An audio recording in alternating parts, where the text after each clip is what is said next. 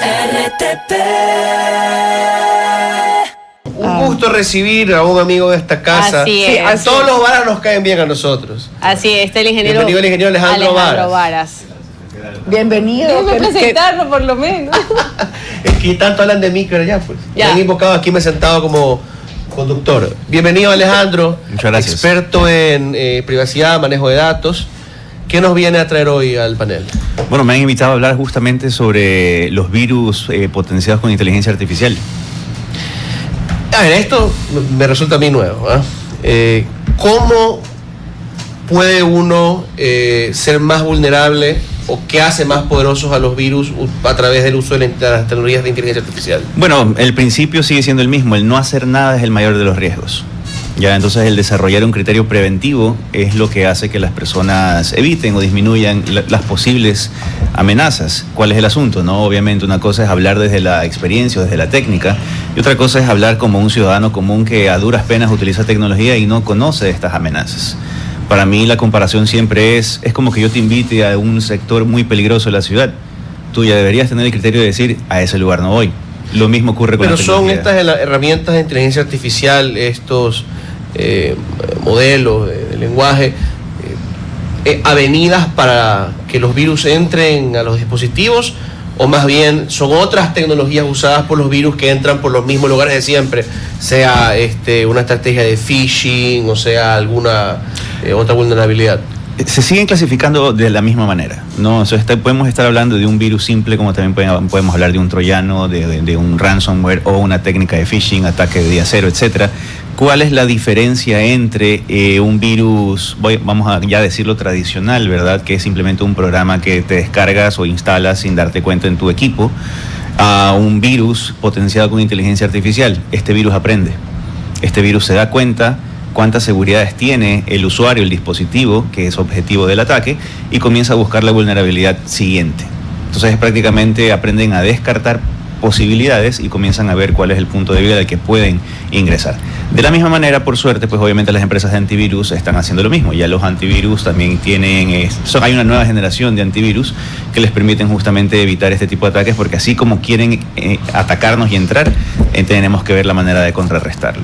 Yo aquí quiero aprovechar 2 puntos, poco para comentarlos con la audiencia. La primera es una noticia que me alarmaba. Veía hace poco, entiendo que era a través de inteligencia artificial, nos podrías corregir, Alejandro, podía ya una máquina sobrepasar la famosa prueba de pruébame que no eres un robot, ¿verdad? Claro. Moviendo cursor.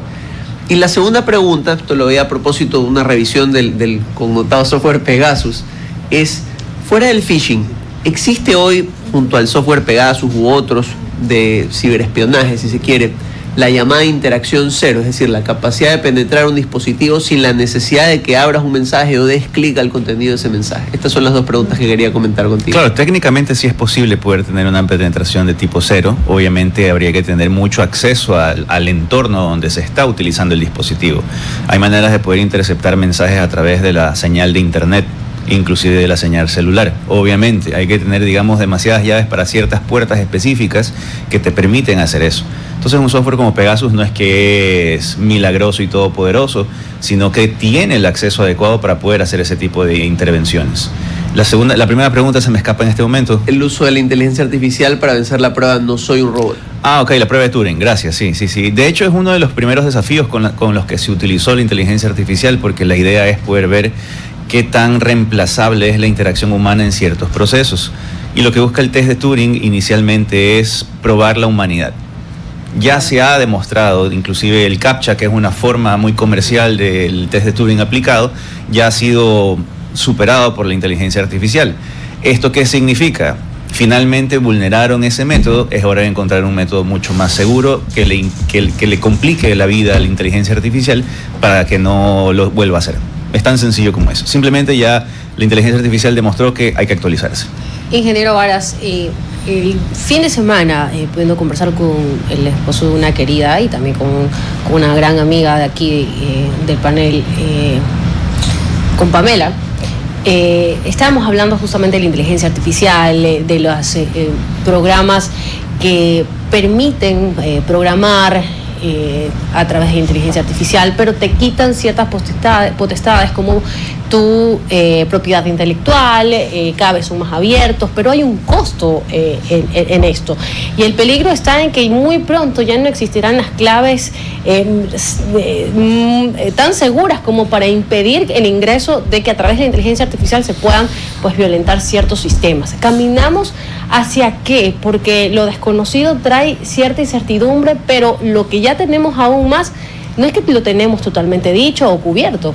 ¿Qué es lo que está ocurriendo con el avance de estas plataformas, por ejemplo de DeepSeek y otras, que comienzan a salir como unas plataformas que son bastante accesibles? DeepSeek es totalmente gratuita, pero hay un costo con esto.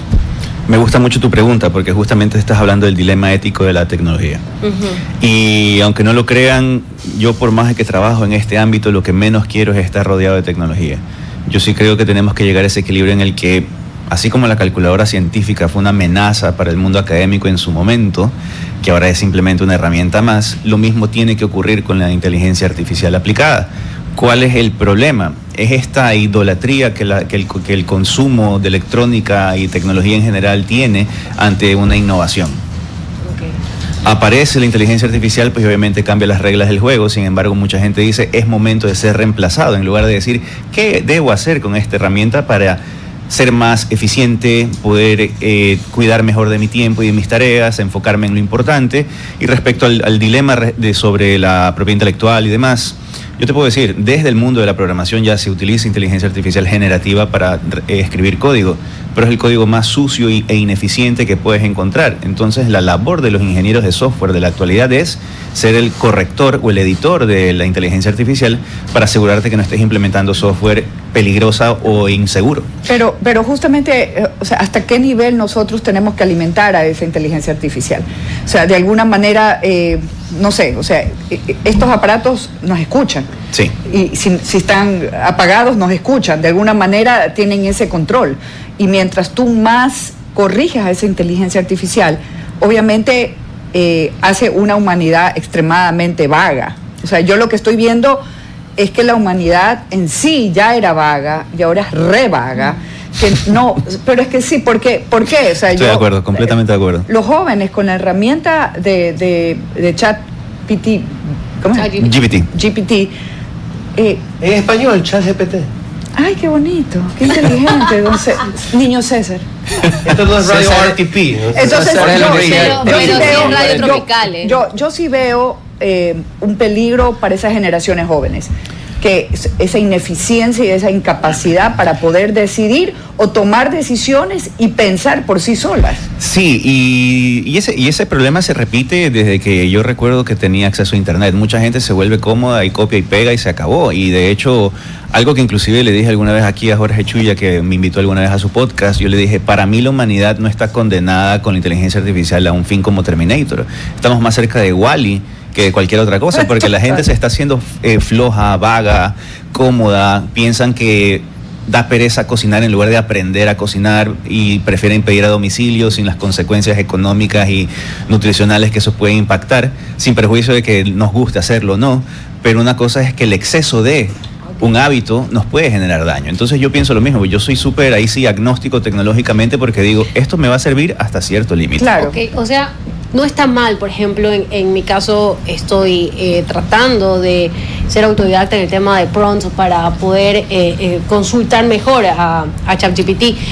No está mal, sino está el exceso de dependencia de. Claro. O sea, hasta consultarle, y yo sí he escuchado compañeras que, por ejemplo, le consulta, me siento mal, tengo tales síntomas, ¿qué debo tomar? Y hacen caso a este chatbox prácticamente, porque es lo mismo, es una configuración para respuesta, o sea, no es algo que pueda pensar de manera autónoma, es una combinación de unos y ceros que está funcionando. No, y también hay otro problema, y también le voy a decir que hay un dilema detrás de ello, desde un punto de vista filosófico. Una inteligencia artificial generativa es sofista. te va a dar la razón todo el tiempo. No, claro. Entonces el problema es, me alegro que César lo haya entendido y lo haya hecho reír, que eso me parece importante. Tú cuando, inclusive ya hay hasta memes al respecto, de me siento mal, ChatGPT, ¿qué debo hacer? Lo primero que dicen como broma es tienes razón, tienes razón, tienes razón. El problema es que la inteligencia artificial va a favorecer al usuario inclusive de una manera negativa. Podemos hablar casos sumamente graves en los que personas se han quitado la vida por el simple hecho de haber sido influenciadas por la inteligencia artificial y la forma en la que han conversado. Entonces, para mí, aunque no lo crean, el problema no es el uso de la tecnología, sino el desarrollo del pensamiento del usuario. Y sí, justamente el desarrollo del pensamiento del usuario y nosotros como pensadores, o sea, nosotros, lo lindo de que somos humanos es que nos equivocamos. Correcto. Y que la equivocación no tiene que ver con ser inteligente. Justamente estas herramientas te hacen creer que eres inteligente. Exactamente. Entonces, si es un problema que la humanidad se va a enfrentar, correcto, ¿no? Estos pseudopensadores, que obviamente no es tu idea, sino es una idea elaborada por un tercero que tú ni lo conoces, pero sí le estás dando la oportunidad de que te conozca a ti. Y el problema también está en que a veces estamos consultando, cuestionando temas, quizás con una base de conocimiento sesgada. Entonces también ahí la respuesta que te da la herramienta probablemente está parcialmente acertada o totalmente equivocada. Y es nuestra responsabilidad aprender a discernir justamente el resultado. Exacto. Sobre todo en la forma en que preguntas, justo eso quería decirte, porque en algún momento estuve en una charla de marketing y él le decía de forma inductiva, este proyecto que hice es el mejor y por eso tal cosa, y te responde de igual manera el ChatGPT. Sí. Tienes razón, el proyecto es el mejor, pero es porque, como tú dices, ya se le está diciendo de qué forma quiero que me responda. Sin embargo, también se lo puede utilizar de tal manera de que tú le dices, mencióname lo negativo que hice en cuanto a este proyecto, y sí te va a dar una respuesta. Entonces, vendríamos a decir que está en la forma en que se pregunta, es lo más importante, que de acuerdo a eso va a ser la respuesta que vas a obtener. Y hay que preguntarnos, creo yo, si es que esto es parte del diseño de estos productos comerciales de inteligencia artificial, ¿no? Porque ellos saben que la gente busca gastar menos tiempo, que las cosas sean más sencillas. Entonces, si ChatGPT te empieza a corregir o te invita a investigar más, pierde el sentido, ¿no? Correcto. O sea, ellos quieren ser Google más que Google, ¿no? Claro. Antes googlear era lo fácil, sí, pero igual tenías que contrastar algo, leer un poco, a veces no encontrabas el resumen, sino textos muy largos, pero ahora te dan todo resumido. Y te pueden incluso dar el producto final. Tengo que entregar un reporte, un informe, un ensayo, aquí está ya redactado. Entonces ellos podrían a lo mejor darnos una inteligencia artificial con mejores respuestas, que nos discuta, pero que a lo mejor no lo quieren hacer. Claro, y conectando tanto la pregunta como el comentario de César, de hecho algo que me agrada de la última versión de ChatGPT, para citar un ejemplo específico, es que los usuarios comunes están un poco decepcionados porque ya no es tan adulador. Ya, y eso es lo que me agrada, porque entiendo que OpenAI lo que se dio cuenta fue, tenemos que ser más objetivos en el procesamiento de los datos. Y tomando en cuenta lo que menciona César, de hecho la inteligencia artificial generativa está comenzando a reemplazar el acto de hacer búsquedas en motores de búsqueda como Google. Y eso ya representa un desafío para Google como empresa, porque ahora ellos tienen que incorporar la visión con inteligencia artificial, que es el resumen que te da la inteligencia artificial, pero conectado con los resultados de búsqueda. ¿En qué estoy de acuerdo? En que definitivamente se tiene que seguir incentivando a discernir lo que uno recibe y darte cuenta si es cierto, porque a veces encuentras una página web que puede tener inclusive resultados sesgados o errados. Y es tu trabajo verificarlo. Y lo mismo pasa acá, ¿no? Yo sí, por eso soy muy crítico del uso de la inteligencia artificial en el marketing para producir información, no necesariamente contenido, porque una cosa es hacer imágenes, texto, videos en menor tiempo, quizás evitando el uso de muchos patrones que estén por ahí a punto de romper las leyes de derecho de autor. Sin embargo, la generación de información requiere mucho trabajo humano, mucho criterio, mucha crítica, y con eso asegurarse que la información esté correcta y que no malinformemos a nadie después. Lo que me lleva a la pregunta más suspicaz o tal vez paranoide. Hemos visto varias veces el mensaje que dice que tu interacción con los diferentes motores no está en un repositorio. Muchos dicen que por servidores es imposible que todas las conversaciones estén ahí porque se requeriría una capacidad de almacenamiento infinita. Pero sabiendo que hay personas que van a tener conversaciones del nivel íntimo, es decir, Claro. hay gentes que han sustituido sus círculos cercanos de amigos por ChatGPT. ¿Hasta qué punto no podemos esperar, en algún punto, el riesgo de que se transforme en un mecanismo para conocer mucho más profundo a cada uno de los usuarios y tener información? Bueno, eso ya sucede sin que la inteligencia artificial generativa sea un hecho. Es más, puedo hablar que empresas como Google y como Amazon ya tenían modelos de análisis de datos que te ayudan a perfilarnos. Entonces el perfilamiento con la inteligencia artificial puede ser inclusive más sugestivo, diría yo, porque una cosa es que una pregunta lleva a otra. Y ese cuestionamiento que la herramienta puede hacer con la intención de colaborar en la conversación, no necesariamente con tu nombre y apellido va a recolectar esos datos, pero sí va a recolectar tu comportamiento. Entonces va a decir, un hombre en Ecuador me hizo esta serie de preguntas que coinciden con las mismas preguntas de un hombre en Buenos Aires, un hombre en qué sé yo, en Italia, donde sea, ¿no?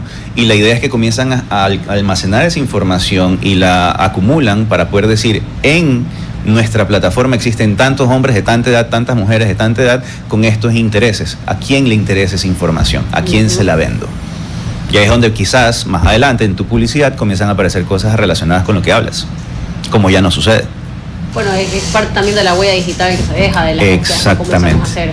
Exactamente. En conclusión, ingeniero Varas, en cuanto a cuidados, ¿sabe? De ciberseguridad, ¿qué es lo que tenemos que tomar en cuenta con la inteligencia artificial? Y también, ¿por qué no?, la conclusión de la inteligencia artificial, sus avances y la ayuda que podría hacer en nuestro día a día, pero con lo que usted ha dicho, con ese criterio de discriminar hasta qué punto podemos hacerla funcionar.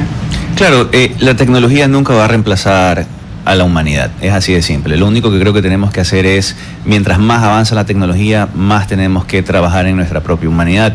Y ahí sí estoy hablando de el intelecto, las emociones, el arte, la educación y demás. ¿Por qué? Porque la inteligencia artificial quizás en unos 5 años será la nueva calculadora científica y perderá esa novedad que tiene hoy, y Silicon Valley buscará otra cosa con la que nos querrá sorprender y esclavizar. Entonces, exactamente. Relaciones interpersonales también. Ser personas, aprender a hablarle a gente, porque al final del día la máquina te va a responder lo que tú quieres. Entonces recordemos que la inteligencia artificial está ahí para asistirnos, no sustituirnos, y quien debería dominar a la máquina es la persona, no al revés.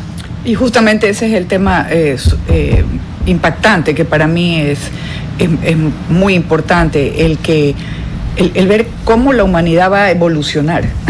O sea, esa evolución, ¿en qué va a suceder? O sea, ¿qué va a suceder con el ser humano en sí? Porque todo es muy sencillo. Si tú lo ves, es una simplicidad, pero oscura. Entonces, ¿qué es lo que va a suceder con el ser humano?